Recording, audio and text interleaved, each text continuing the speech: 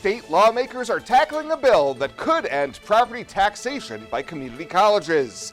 KNEB.TV News starts right now. From your trusted source for news in western Nebraska and eastern Wyoming, this is KNEB.TV News. Presented by Platte Valley Companies, premier provider of financial services.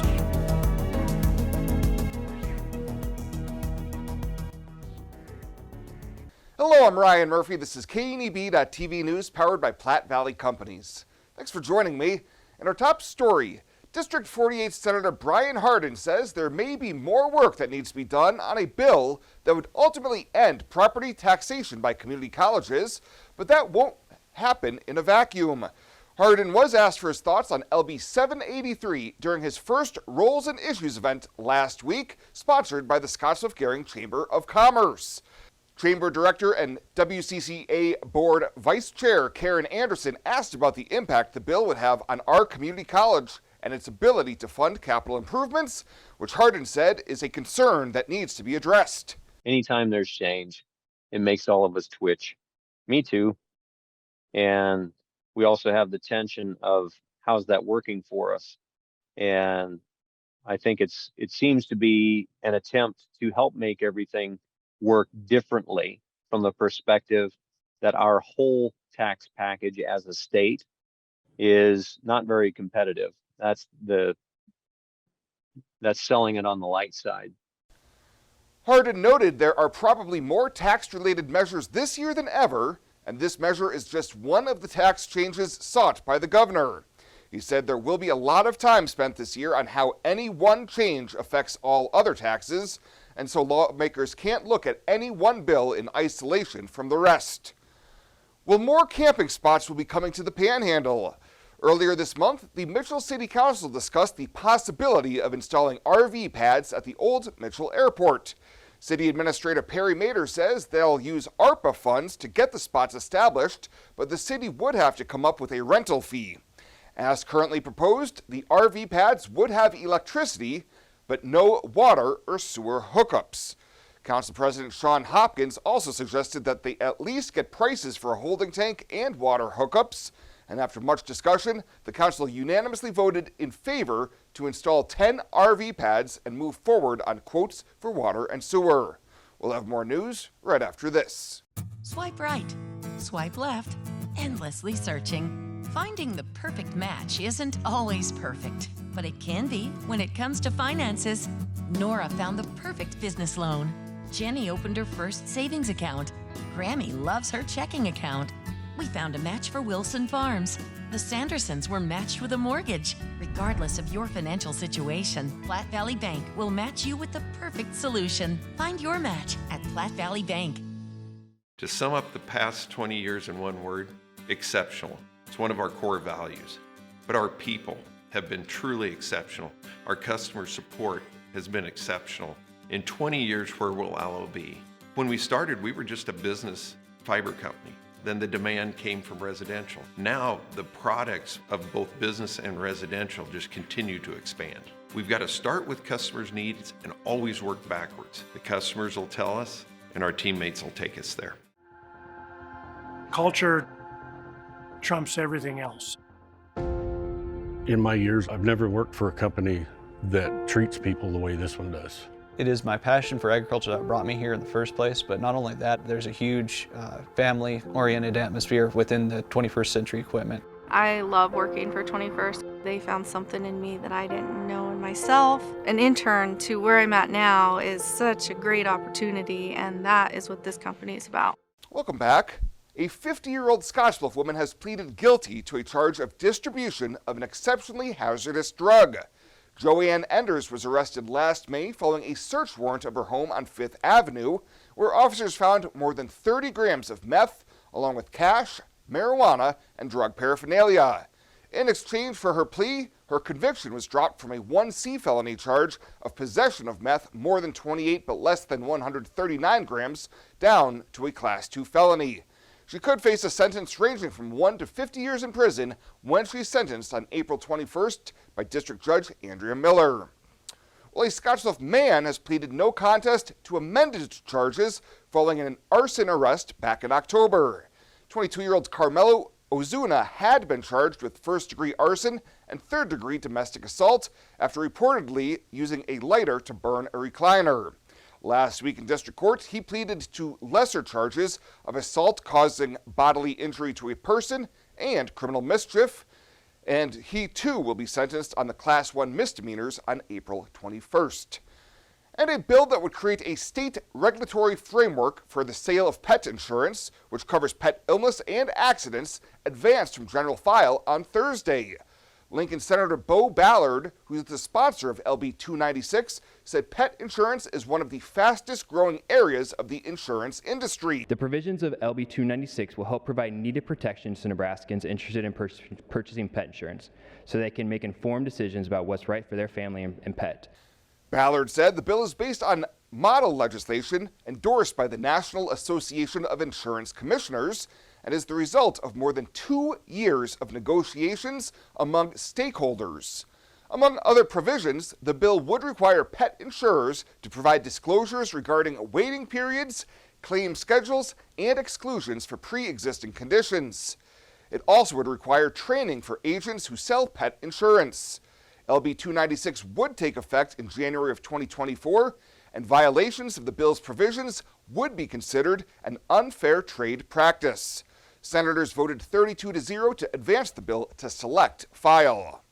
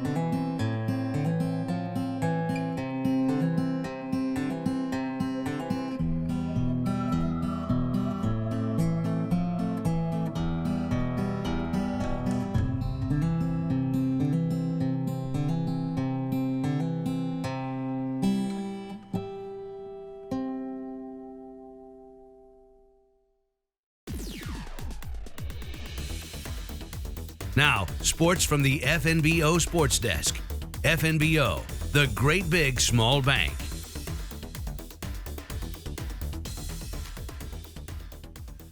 It's a busy time on the sports calendar. Results and schedule really going to be the focus for today on the Monday update. Let's start with the state wrestling championships. Everything finished up in Omaha over the weekend. The 2 state titles for the region came from Chadron High School. Quinn Bailey, a winner at 152, and Kinley Baselogger, a championship in the girls bracket, both winning gold here in town. You had 3 runner-ups, Scottsbluff's Chance Hauser and Frankie Trevino, along with Gering's Colin Schwarzkopf.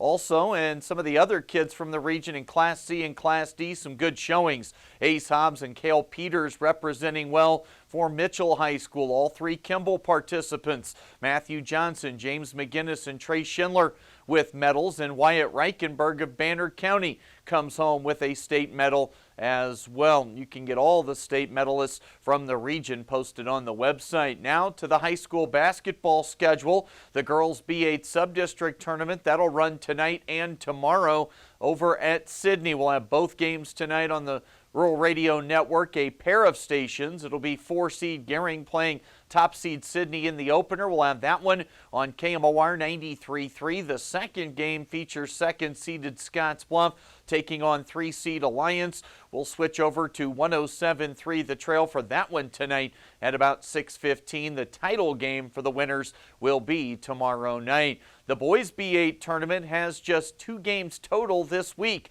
The first game has been moved up a day from Wednesday to tomorrow night. That'll have Gering playing Alliance at Scottsbluff. Coverage here on our KNEB.TV platforms, plus KMOR tomorrow night, pregame at 5:45. The boys B8 championship game is still scheduled for Thursday night. Elsewhere, that C212 tournament in Gordon has moved up their first round games to tonight. That final will still be on Thursday, and the D212 tournament has adjusted start times for tomorrow as well. And a quick WNCC glance back at the weekend. Baseball drops 4 games at Barton. They've started the season 1-7. The softball team for the Cougars started the year this past weekend going 0-6 down in Texas. Now remember, those two teams for the Cougars, as far as the diamond sports are concerned, they've had virtually no time to prepare outside for the season, literally playing their way into regular season form now. And the basketball teams went a combined 4-0 in home games against Lamar and McCook. That is the latest today from right here at the FNBO Sports Desk. I'm Chris Cottrell.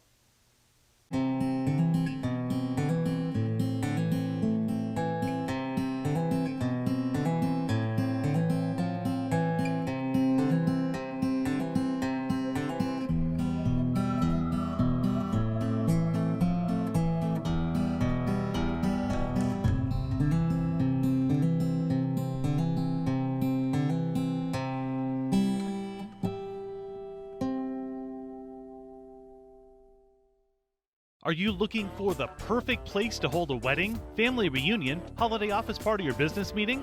Well, look no further.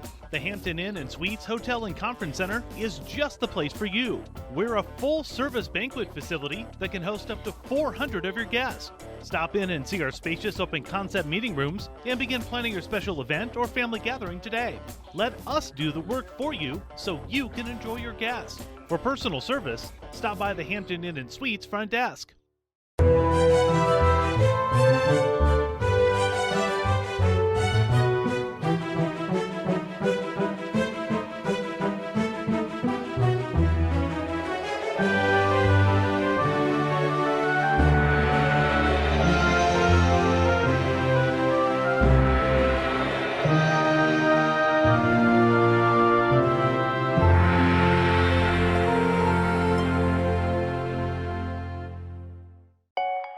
Well, let's take a look what's happening on today's community calendar.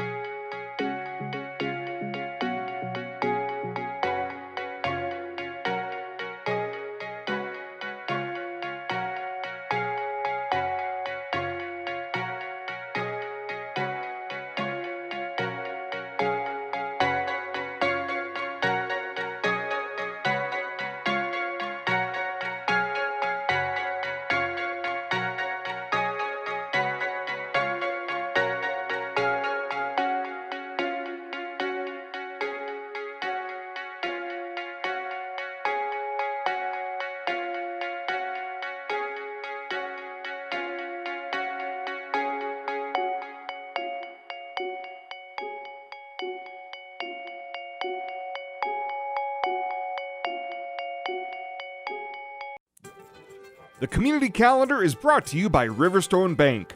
Community strong with the people you know and trust. Fly United Airlines, operated by SkyWest with Western Nebraska Regional Airport. United is dedicated to going the extra mile for you with daily flights to and from Denver, along with a commitment to excellent service. Reserve your flight today, and remember, United miles can be earned and redeemed with your flights. While at the airport, stop and enjoy authentic Italian food at Roma Italian Restaurant. Plus, Hertz Thrifty Car Rental is there for your car rental needs. Make life easier, relax, and get on board with Western Nebraska Regional Airport.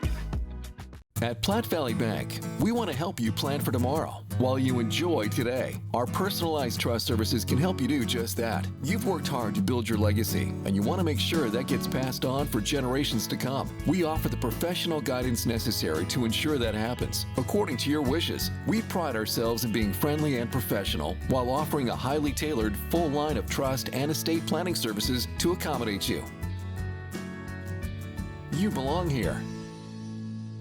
And finally tonight, the Riverside Discovery Center Board is preparing to restart the search for a new executive director for the facility, and as they step forward towards that process, named a new interim director on Friday. Desiree Drain Davison was voted in as the new zoo interim director and has previously worked at RDC as a zookeeper and has a professional background concentrated with the National Park Service. The zoo will continue its work this spring for AZA accreditation, and the board will seek to fill the executive director search through a committee approach, sourcing through the AZA network.